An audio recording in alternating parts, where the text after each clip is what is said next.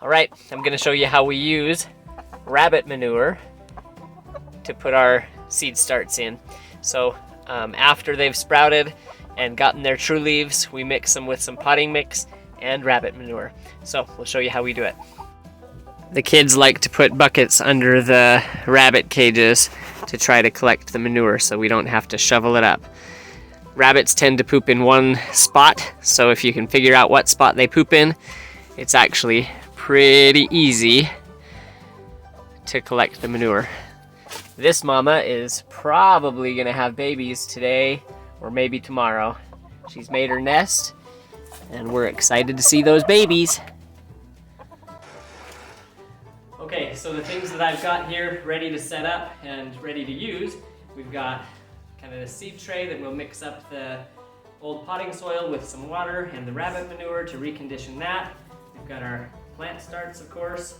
I've got a jug of water, and I've got a pot in case I want to dump the potting soil rabbit manure mix in to get it mixed up really good. I've also got some of these.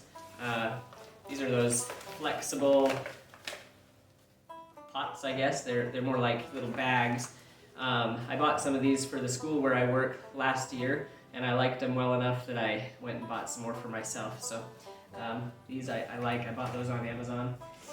And then I've got an old junky cooler. This is kind of a, I don't know, little hack, I guess. It's something that I like to use.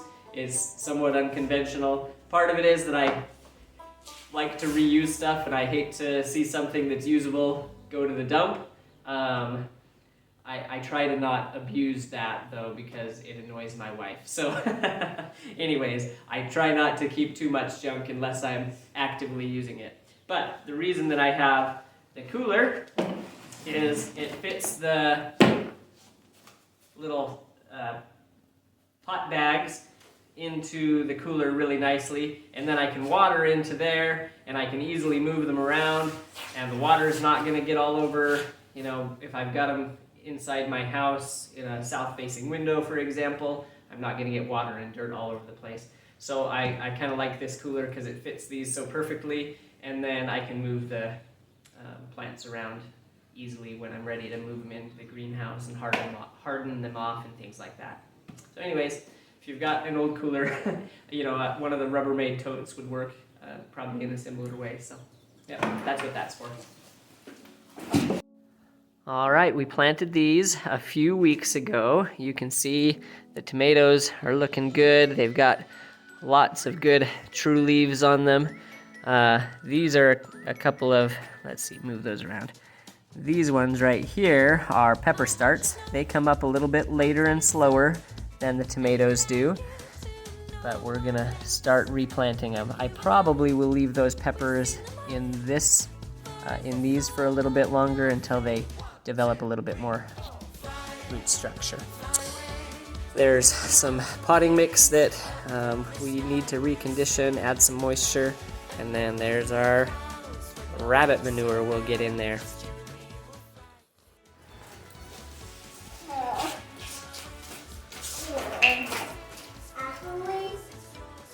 Okay, so first I'm going to add some water into the old potting mix. It's pretty dry and crumbly to get that into a more moist consistency.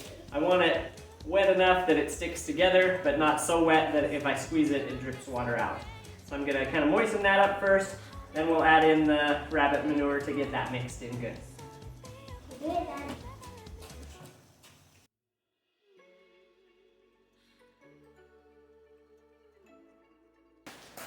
Okay, now I've got it to the moisture consistency that I want, and I'm going to add some rabbit manure to this. You don't want to add too much, just because then it'll like give too much nitrogen, for example, and your plants will get tall and leggy where they're not out in the sun quite yet. So you want to be cautious of that, but I do want that extra phosphorus and potassium to help get these plants started off really well.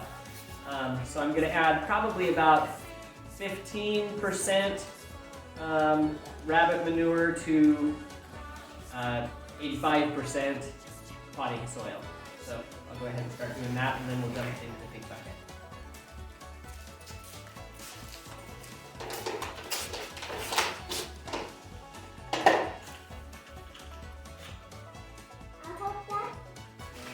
What? This is rabbit poop. Yes, I'm touching this with my hands. Kind of gross to think about. Rabbit manure, of any manure that you're gonna touch, is probably the best because it's dry and it's a pellet. So anyways, it's a little bit less nasty. This is pretty old too. It's been sitting in our greenhouse in a bucket for a good portion of the winter. Rabbit manure actually doesn't have to age or compost to be able to use it on your plants. So it's considered a cold manure, which means it's not going to burn your plants. You can put it directly on your plants. The thing you need to be careful about is if it's mixed in with bedding like hay or straw or wood, things like that. It could burn your plants because of the other stuff that might be in it. This is just pure rabbit manure. Rabbit urine can also burn your plants if you're not careful, so make sure it's not highly saturated in urine as well. So anyways, we'll get it mixed in.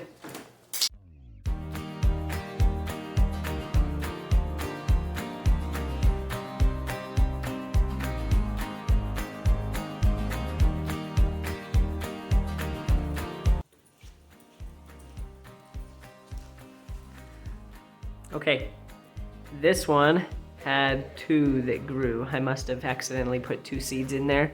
So I'm just gonna pinch this one off and get rid of the little one. There it goes. And then I'll show you kind of what I've been doing here. I poke a little hole in the middle that'll fit this square in, and I try to plant it nice and deep so that all of this stem is under the dirt. All of this stem, I don't know if you can see it very well, but there's all those tiny little hairs growing off of the stem. Those will turn into roots. So I want to plant this nice and deep so that it'll build the root structure and we'll have a nice, strong, healthy plant.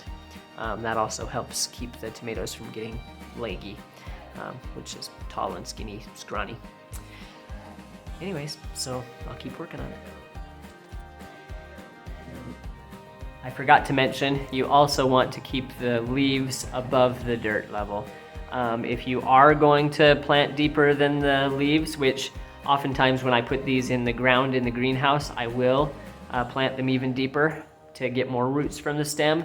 But if you do that, you need to cut the leaves off that would be below the dirt, because that's how they get fungus and different disease from the soil. So anyways, when you're transplanting them like this, make sure that you keep the leaves above the soil, and it's preferable if it's not like drooping over and touching the soil either.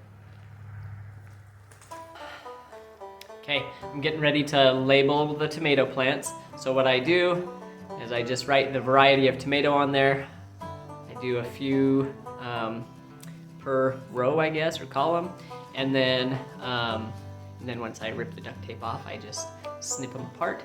That's a good way for me just to help so I don't waste so much duct tape and get my tomatoes labeled. All right, we're all done getting them potted up, and now they're sitting in my mud room in a south-facing window. Pretty soon I'm hoping to get them out into the greenhouse when it's a little bit warmer at night.